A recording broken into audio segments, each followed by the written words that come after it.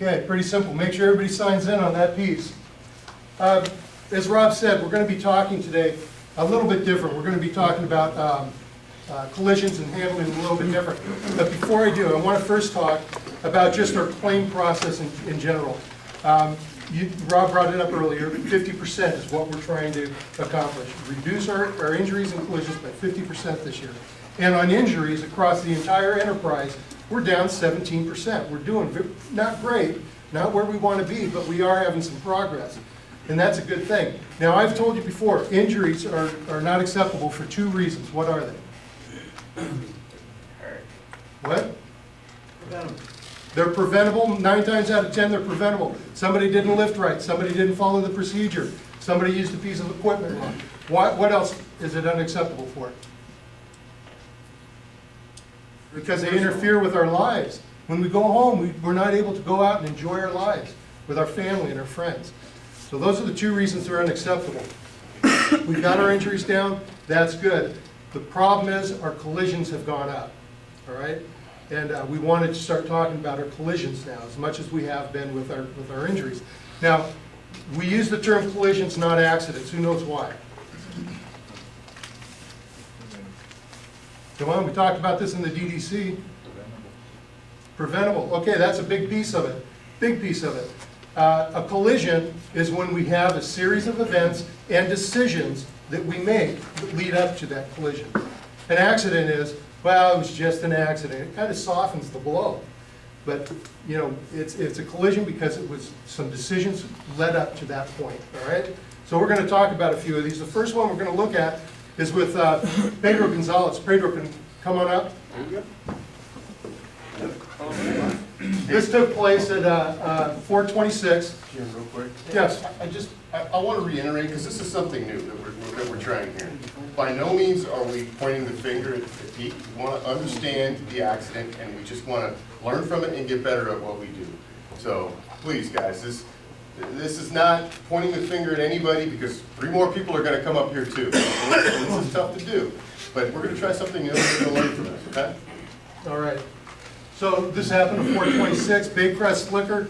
If you've ever been down to Costa Mesa, it's right on 17th Street, on the beach side of 17th. You struck a business sign, correct? Okay. Want to look at this incurred loss? That's just how much the insurance company is now booked for that loss. We haven't paid anything out yet. They're in the process of fixing the sign, doing whatever they need to do. But on this particular accident, I want to look at that second number there. That's $7,000. That represents how much money we spent last July fixing the exact same sign. All right? So we've hit the sign twice now. So you're not alone on that one, all right? So let's talk a little bit about it. But real quick, that's why we're doing this. Because we've hit it once already. And whoever hit it, I'm not sure, we didn't learn from that mistake. And the next guy that got the stop didn't know that this had happened once before. And if he had known and we stood up here and talked about it, probably wouldn't have hit the sign again. All right, is this a pretty good representation of the building? Here's 17th Street. Yeah. This is a liquor store in this corner? Okay. Is this the approach you took? Yeah.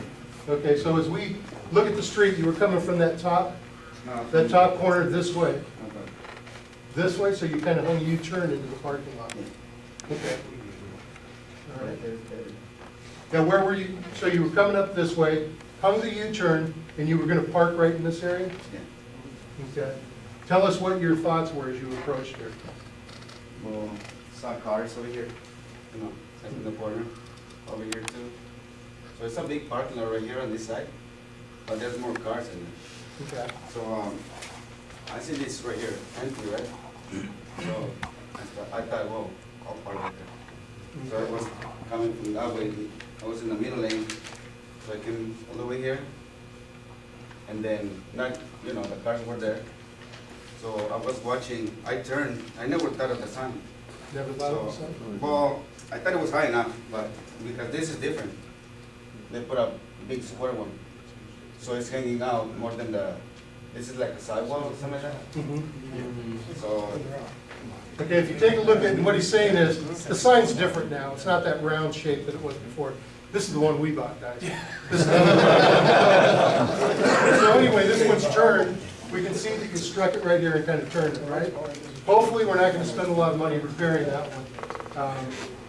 It doesn't look like there's a lot of damage to the sign itself, it's just turned. But let's talk a little bit more about this. As he's coming down the street, is there anything he can do to plan for this a little bit better? On the next driveway. Come the other way, so as he's coming in, he would have had this view. And as he pulled in, maybe he could have, he wouldn't have been trying to bring his trailer all the way around. Straight. Right. The off-tracking wouldn't have been as Yeah. great. Okay. All right. What else could we have done maybe? I have a question. Yes. Was that your first time there? Yeah. Okay, makes a So- difference. So he's unfamiliar with the area, so prior to taking that route, he should probably ask somebody who's ran that route before, and maybe if there's been an incident there before. Oh, that's a great point, great point. Is it marked on the green bar, like watch out for sign or something? $7,000. I don't know. Some kind of red flag. Let's back up a little bit. If this is difficult to get into, is there an opportunity to go around the parking lot and come back? Yeah, there is. Time of day. No? Yeah, there is. Right? Time of day. There's gotta be less cars here at a different time of day. Blocking the cars. Wait, hold This on. wasn't parked, I think. Yeah, you can park right there. Park right there on the side. But I saw the car, so I said, and right here empty, so, no. Okay. All right. How about this top driveway up here? Is that an opportunity to come in there and just come straight? Yeah, there is. Well, Okay. the thing is, when you don't know a stop, you don't know if there's you know, a passage to it, you know? You don't want to get blocked in, right? Yeah. Well, if it's your first time there, you're not gonna know the surroundings, so you're not gonna be familiar with what to do. That's So therefore, that's why Willie said to ask somebody that knows it. Or understand the approach. Right, exactly. You know, if you're not familiar, if you're not familiar with it, understand the approach and be cautious. If you're not sure about something, just don't do it, then try to call somebody and ask. Now, Pete. Make sure you're not tell us driving about when you're this. calling.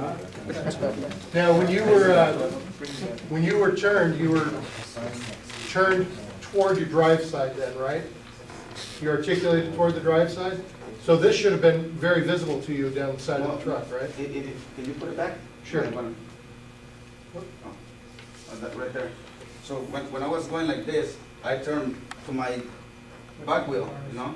Mhm. So I won't, you know, get on top of the sidewalk, but I never turned on up in the sign. Okay. Because I thought it was high enough.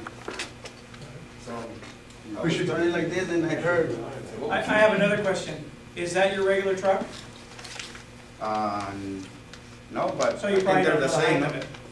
Or the off-track. So he's running an unfamiliar route with a truck that he doesn't normally drive, so he doesn't know the height and he doesn't know the route. That's two strikes right there. Hey, Jim. Is there any possibility you guys could put the Highland inside the trucks? It is there. Because some of them don't have a posted, they don't have It a. actually- The height, It is. actually, we did that in Gardena just this past month, and the supplies have been sent down here, and we're gonna be doing that here. It actually, the trailers are marked. There's a placard on the front, Mhm. or it should be down on the bottom. It shows all the height, the width, everything on a trailer. Every single piece of equipment has it on it. Yeah. It- We're putting a sticker that will actually be visible from the cab, right on the side of the trailer. All right, anything else anybody wants to add to Would this it be one? illegal to have a sign below 15 feet high? No, No. no, this is private property, they can do what they want. They can do what? Yeah. Okay. Anything else you want to contribute? All right, thank you. Thank you, Pete. Santiago, all right.